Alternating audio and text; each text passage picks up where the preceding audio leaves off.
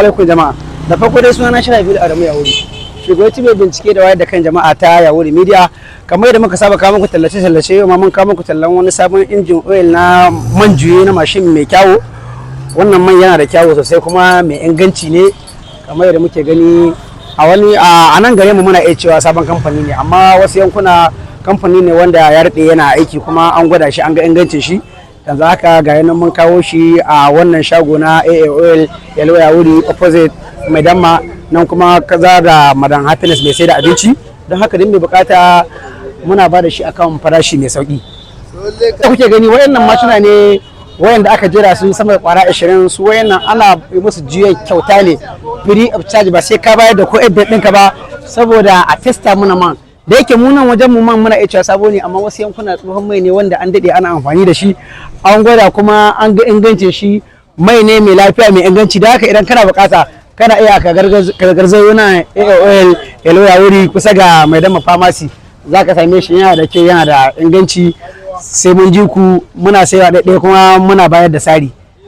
Kamar da kuke gani wayannan su ne agent ɗin suka kawo mana kaya, kuma wayannan mashina da kuke gani duka firi ne muke wannan juya, amma bari ku ji bayani ɗaya daga cikin su. Me zaka ce mai gida? Masha Allah. Yau mun shigo garin Yawuri domin mu bada ayyukan man mu na Trust 6000 lita guda mu ba sa kyauta ga masu mashin. In sun gwada sun ga akwai daɗi, sun ga yana da kyau, sun ga injin ya ƙara lahiya, muna so a ci gaba da saye ga masu sesuwa a mai wannan shago din. Ga wadda man yake dinan, duk mai mashin wanda ka sa a Moscow ko Climax kana iya cirewa ka sa wannan ba matsala. Mashin ka bai samu matsala ba insha Allah.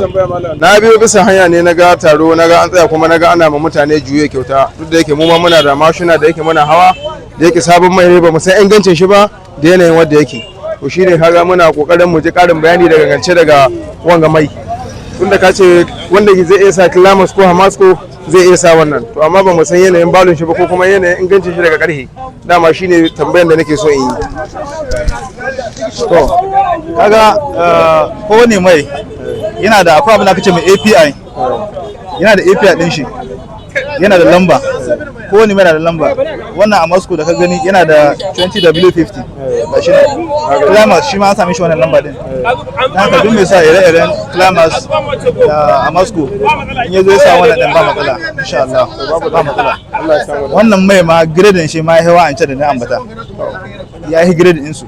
In ka sashi za ka ga injimin ka ya ƙara lahiya. In ma mashin ɗinka yana sati guda da kame kone kame mai yayi baki, wannan zai yi sati 2.